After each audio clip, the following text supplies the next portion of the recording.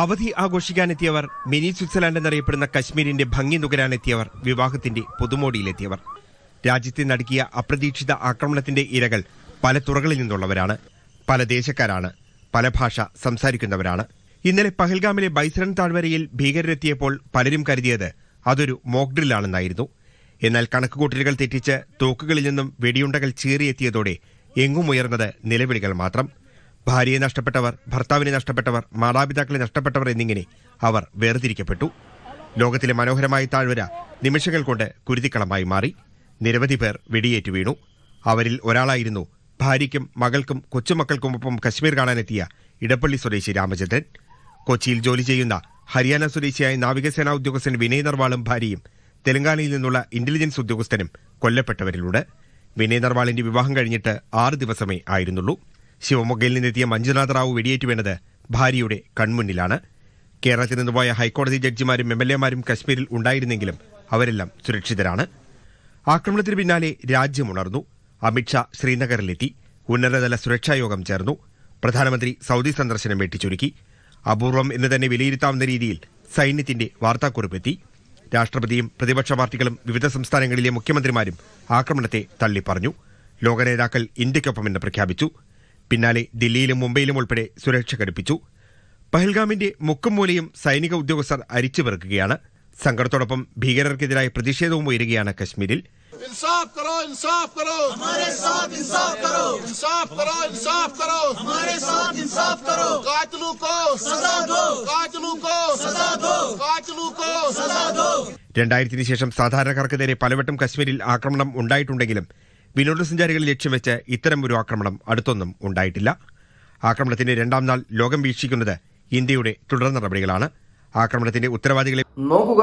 എന്തൊരു വൃത്തികേടാണ്. അവിടെ പോയിട്ടുള്ള വിനോദസഞ്ചാരികളോട് ഈ ആക്രമിക്കുന്ന ഭീകരവാദികൾ ചോദിക്കുകയാണ്, നിങ്ങളുടെ പേരെന്താണ്? അവർ ഹൈന്ദവരുടെ പേര് പറഞ്ഞാൽ സ്പോട്ടിനെ വെടിവെച്ച് കൊല്ലുകയാണ്. അല്ലാതെ ചില ഹൈന്ദവർ, നല്ലവരായ ഹൈന്ദവർ പറയുകയാണ് എന്റെ പേര്, എന്തെങ്കിലും ഒരു മുസ്ലിമിന്റെ പേര് പറയുകയാണ്, രക്ഷപ്പെടുന്നെങ്കിൽ രക്ഷപ്പെട്ടോട്ടെ എന്ന് പറഞ്ഞ്. അപ്പോൾ ചോദിക്കുകയാണ്, ഷഹാദത്ത് കലിമ പറഞ്ഞോ? യുവന്മാർക്ക് എങ്ങനെ പറയാൻ അറിയാനാണ്? അപ്പോൾ വെടിവെച്ച് കൊല്ലുകയാണ്. ആരാണ് നിങ്ങൾ? അതായത് ഇത്തരത്തിൽ ഭീകരാക്രമണം നടത്തിയവരെ നമ്മുടെ ഇന്ത്യൻ പ്രധാനമന്ത്രി നരേന്ദ്രമോദിയും നമ്മുടെ ഇന്ത്യക്കാരും എല്ലാവരും ഒറ്റക്കെട്ടായി നിന്നുകൊണ്ട് അവരാരാണ്, ഏത് രാജ്യക്കാരാണ്, ഇന്ത്യയിൽ നിന്നുള്ളവരാണോ, എല്ലാം നമ്മൾ അന്വേഷിച്ച് അവരെ സോഷ്യൽ മീഡിയയിൽ ഇങ്ങനെ കൊണ്ടുവന്നിട്ട് ഇങ്ങനെ ഇഞ്ചിഞ്ചായി കൊല്ലണം. അതായത് സ്പോട്ടിൽ വെടിവെച്ചൊന്നും കൊല്ലാൻ പാടില്ല. പകുതി ഇഞ്ചിഞ്ചായി കഷ്ണങ്ങളാക്കി മരണവേദനയുടെ വേദന എന്താണെന്ന് നല്ല രീതിയിൽ അറിയിച്ചു കൊണ്ട് അവരെ കൊല്ലണം. ഇവരൊക്കെ എവിടത്തെ മുസ്ലിമീങ്ങളാണ്? നായ്ക്കളാണ്. അതായത് ഞാനൊരു ഒറ്റ കാര്യം പറയാം. ഈ ഒരു പ്രസ്താവനയിൽ സാധാരണക്കാരായ മുസ്ലിമീങ്ങളുണ്ടല്ലോ ഇന്ത്യയിലും മറ്റു രാജ്യത്തിലും, അവർക്കെതിരെ നല്ലൊരു അറ്റാക്കാണ് ഇപ്പോൾ സംഭവിച്ചുകൊണ്ടിരിക്കുന്നത്. അതായത് ഈ വാർത്തക്ക് താഴെ വരുന്ന കമന്റ് സുഡാപ്പി, പിന്നീട് സംഗി സുങ്കി ഇങ്ങനെയൊക്കെ പറഞ്ഞാണ്. ഞാൻ പറയുകയാണ്, നമ്മൾ മതം വിടാം. അതായത് നമ്മുടെ രാജ്യത്ത് നിന്ന ഒരാളെയാണ്, നമ്മുടെ രാജ്യത്ത് നിന്നവരെയാണ്, നമ്മുടെ സഹോദരിമാരെയാണ് ഇവർ വധിച്ചത്. അപ്പോൾ നമ്മളെല്ലാവരും ഒന്നാണ്. ഇപ്പൊ തൽക്കാലം മതമൊന്നും പറയാതെ ഇതിനെ നമ്മൾ മനുഷ്യന്മാരാണ് എന്ന നിലയിൽ നമ്മൾ ഓരോരുത്തരും ഇതിനെതിരെ പ്രതികരിക്കണം. അപ്പോൾ എനിക്ക് പറയാനുള്ളത്, ഈ വിഷയത്തിൽ നമ്മൾ നല്ലൊരു ഇടപെട്ടുകൊണ്ട് ഈ ഒരു വിഷയത്തിൽ ഞാൻ വെടിയേറ്റ് മരിക്കുന്നുണ്ടെങ്കിൽ ഒരു പ്രശ്നവുമില്ല. നല്ലൊരു നമ്മൾ പ്രതിരോധിക്കണം. ആരാണ് ഇത്തരത്തിൽ ആക്രമിച്ചത് അവരെ എങ്ങനെയെങ്കിലും പിടിച്ചുകൊണ്ട്, ഏത് രാജ്യമായിക്കൊള്ളട്ടെ, പാകിസ്ഥാൻ ആയിക്കൊള്ളട്ടെ, ഏത് രാജ്യമായിക്കൊള്ളട്ടെ, എത്ര വലിയ എത്ര വലിയ രാജ്യമായിക്കൊള്ളട്ടെ, അവരെ നമ്മൾ അറ്റാക്ക് ചെയ്യണം. ഇതിനുള്ള തിരിച്ചടി കൊടുക്കണം. അതിനുശേഷം എന്ത് വന്നാലും ഞങ്ങൾ അനുഭവിക്കും. കാരണം ഞങ്ങളുടെ സഹോദരിമാരെയാണ് യുവന്മാർ വധിച്ചത്. അത്തരത്തിലുള്ള യുവന്മാരെ ഒരിക്കലും വിടാൻ പാടില്ല.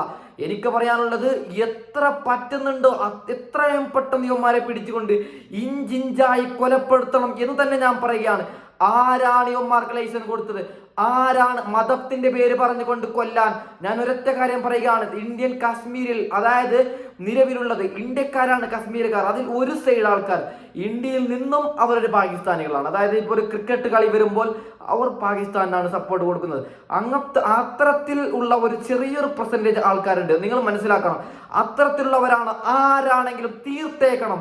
ഒരിക്കൽ പോലും ഇത്തരത്തിലുള്ള ഒരു അനുഭവം നമുക്ക് വരാൻ പാടില്ല. അപ്പോൾ എനിക്ക് പറയാനുള്ളത്, നായ്ക്കളാണ് യുവന്മാരെ ഇഞ്ചിഞ്ചായി കൊലപ്പെടുത്തണം എത്രയും പെട്ടെന്ന്. മരിച്ചുപോയ നമ്മുടെ സഹോദര സഹോദരിമാർക്ക് ഞാൻ ആദരാഞ്ജലികൾ പറയുകയാണ്. ഇനി ഒരാളും നമ്മുടെ സഹോദര സഹോദരിമാർ ഒരിക്കലും ഇത്തരത്തിലുള്ള അനുഭവം വരാൻ പാടില്ല. നോക്കുക, എത്ര കഷ്ടപ്പെട്ടിട്ടാണ് നമ്മളൊക്കെ. ഞാനൊരു പ്രവാസിയാണ്, ഞങ്ങളൊക്കെ ഇവിടെ നല്ലൊരു കഷ്ടപ്പെട്ട് എപ്പോഴെങ്കിലും ലീവിന് പോകുമ്പോഴാണ് ഇത്തരത്തിൽ വിനോദസഞ്ചാരത്തിന് പോകുന്നത്. അവിടെ ഇങ്ങനെ അറ്റാക്ക് സംഭവിച്ചാൽ നമ്മൾ എന്ത് ചെയ്യും? ഞാൻ പറയുകയാണ്, വീണ്ടും ഇഞ്ചിഞ്ചായന്മാരെ കൊലപ്പെടുത്തണമെന്ന് പറഞ്ഞുകൊണ്ട് ഞാൻ ഇവിടെ വൈൻഡപ്പ് ചെയ്യണം. Okay, by.